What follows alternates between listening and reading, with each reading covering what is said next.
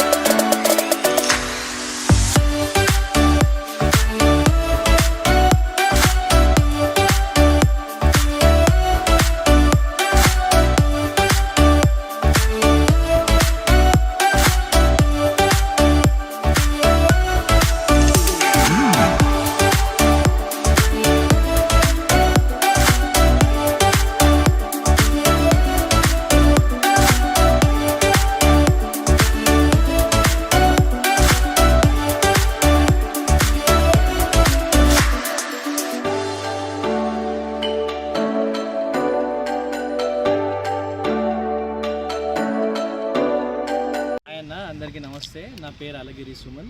నేను చందానగర్ నల్లగండ్లలో ఉంటాను. నేను మీడియా పరంగా మీడియా హెల్ప్ తోటి ఒకటే మీ అందరి ముందు తీసుకురావాలి. చందానగర్లో నేను జూమ్ కార్ యాప్లో నా high cross vehicle high and vehicle Zoom car యాప్లో పెట్టినాను. సో యాప్లో పెట్టిన 1 వీకే నా కారు జూమ్ కార్ యాప్ నుంచి ఒక అతను బుక్ చేసుకున్నాడు, మొహమ్మద్ నజీర్ అని చెప్పి. అతను బుక్ చేసుకున్న 1 డేకే 24 అవర్స్ తర్వాత నా వెహికల్ని సేమ్ యాప్ నుంచి తీసుకెళ్ళి బండిని ఎక్కడ మన పంజాబ్లో అమ్మేశాడు బండిని. సో నేను జూమ్ కార్కి ఇంటిమేషన్ బండి తీసుకెళ్ళినప్పటి నుంచి బండి అవుట్ ఆఫ్ స్టేషన్ వెళ్తుందని ఇంటిమేషన్ ఇచ్చినా కానీ వాళ్ళ యాప్ నుంచి మీకు ఎట్లాంటి హెల్ప్ రాదు, వాళ్ళు హెల్ప్ చేయరు. అండ్ ఆ బండి దొంగతనం అయిందని నా ట్రాకర్ త్రూ నాకు తెలిసింది. దాన్ని నేను వాళ్ళకి హెల్ప్ లైన్ త్రూ వాళ్ళకి చెప్పినా అక్కడి నుంచి వాళ్ళు ఏం కాదు మేము చూసుకుంటామని 24 అవర్స్లో వెహికల్ తీసుకొచ్చి ఇస్తామని చెప్తున్నారు. నా బండి 27కి బుక్ అయింది. ఈరోజు మార్చ్ 26.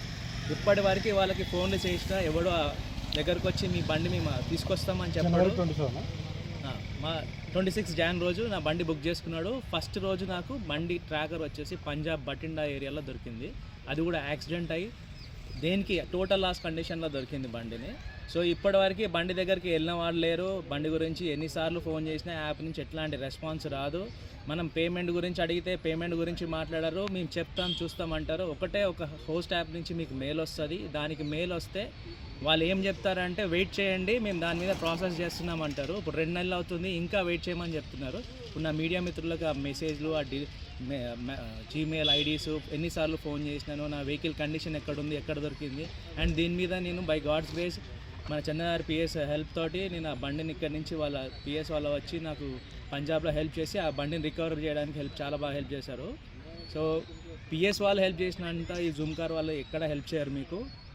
పంజాబ్ వాళ్ళు పోలీసు వాళ్ళు చందానగర్ PS వాళ్ళతో కోఆర్డినేట్ చేసి నాకు ఆ వెహికల్ ఇప్పించారు. I'm very thankful to Chandanagar PS people and Punjab police. And Zoom car మిత్రుల మీ అందరికీ మీడియా పరంగా ఒకటే చెప్పాలనుకుంటున్నాను, జూమ్ కార్ని నమ్మకండి. మీరు EMI కట్టలేక ఇబ్బంది పడుతున్నారంటే జస్ట్ మీరు EMI కట్టలేని పరిస్థితిలో అమ్మేసుకోండి. అంతేకాని ఇట్లాంటి జూమ్ కార్ యాప్ లాంటి యాప్స్లలో పెట్టినారంటే మీకు ఉన్న పైసలు కాదు, దానికి డబల్ ఖర్చు అవుతుంది. నేను ఇప్పుడు జూమ్ కార్ని నమ్ముకొని ఏదో బండి ఇంటి దగ్గర ఉంటుంది కదా అని పెట్టినందుకు ఇప్పుడు నా బండికి నేను అది రికవర్ చేసుకోవడానికి నాకు 2 లక్షలు ఖర్చు అయింది. ఇక్కడ నుంచి బటిండా అంటే పంజాబ్కి వెళ్ళి పంజాబ్లో యాక్సిడెంట్ అయిన వెహికల్ని టో చేసుకొని మళ్ళీ అక్కడ షోరూంలో ఇచ్చి ఆ వెహికల్ చూస్తే నా కళ్ళలో రక్తం తిరిగింది. ఎందుకంటే 40 లక్షల కారు వాళ్ళకి ఇచ్చిన తర్వాత ఆ కండిషన్లో ఉన్న బండిని చూసాక మీరు బాధ అట్లా ఉండదు. బండిని మనం పూలా చూసుకుంటాం, వేరే ఎవడో నడిపిస్తాడు, దాన్ని తీసుకెళ్ళి ఏం చేస్తాడని ఎవరికి తెలియదు. అండ్ జూమ్ కార్ని నమ్మినారంటే మాత్రం నట్టెట్లా మునిగినట్టే. దయచేసి జూమ్ కార్ని నమ్మి ఎట్లాంటి కార్స్ని పెట్టకండి. నేను ఇది ఒకటే చెప్తున్నాను, జూమ్ కార్ లాంటి యాప్స్ నమ్మి ఎట్లాంటి కార్స్ పెట్టకండి. పెడితే వాళ్ళ దగ్గర నుంచి ఎట్లాంటి రెస్పాన్స్ ఉండదు. వాళ్ళ దగ్గర నుంచి మీరు వచ్చే ₹1 ₹2 ఆ 60% పర్సెంటేజ్ గురించి అన్నారంటే లక్షలు ఉన్న కారు వేస్ట్ అవుతుంది. దాని మీద మీరు డబల్ అమౌంట్ పే చేసుకోవడం తప్ప మీకు వచ్చేది పోయేది ఏమి ఉండదు. అండ్ కార్ వన్స్ యాక్సిడెంట్ అయిందంటే మాత్రం వాళ్ళు రెస్పాన్సిబిలిటీ తీసుకోరు అండ్ షోరూమ్లల్లో రిపేర్లు చేయించరు. షోరూమ్ వాళ్ళకి సపరేట్ గ్యారేజెస్ ఉంటాయి, అక్కడ తీసుకెళ్తామంటారు. అది 6 నెలలు పడుతుందో సంవత్సరం పడుతుందో మీకు తెలియదు. నా ఇన్సిడెంట్ అయిన తర్వాత నేను చాలామంది జూమ్ కార్ బాధితులను నేను పర్సనల్గా వెళ్ళి కలిసినాను. ఏంటి ఎట్లా అవుతుంది ఏంటి, లోకల్ ఎవరైనా ఉంటారా, వాళ్ళ ఆఫీస్ ఏమన్నా ఉంటుందా, మాకేమైనా హెల్ప్ చేయగలుగుతారా అంటే మనకి తెలంగాణలో ఆంధ్రాలో ఎట్లాంటి జూమ్ కార్ ఆఫీస్ లేదు. బెంగళూరులో ఉంది. నేను బెంగళూరుకు కూడా వెళ్ళాను, లోపలికి అలౌ చేయరు. పోలీస్ హెల్ప్తో లోపలికి వెళ్దామన్నా కానీ సింపుల్గా వాళ్ళ అందరు ఆఫీసర్స్ లీవ్లో ఉన్నారనే మాట్లాడతారు తప్ప మిమ్మల్ని లోపలికి అలౌ చేయరు.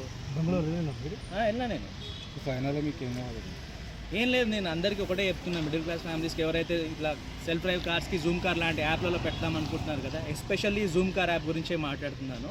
జూమ్ కార్ని నమ్మకండి. ఆ యాప్ అంతా ఫ్రాడే, దొంగల కోసం నిర్మితం చేసిందే తప్ప మిగతా వాళ్ళు ఎప్పుడు నాకు తెలిసి 1 month 2 months తర్వాత మీకే అర్థమైపోతుంది. ఒకసారి కార్ యాక్సిడెంట్ అయినా కానీ లేకపోతే మిస్ప్లేస్ అయినా కానీ.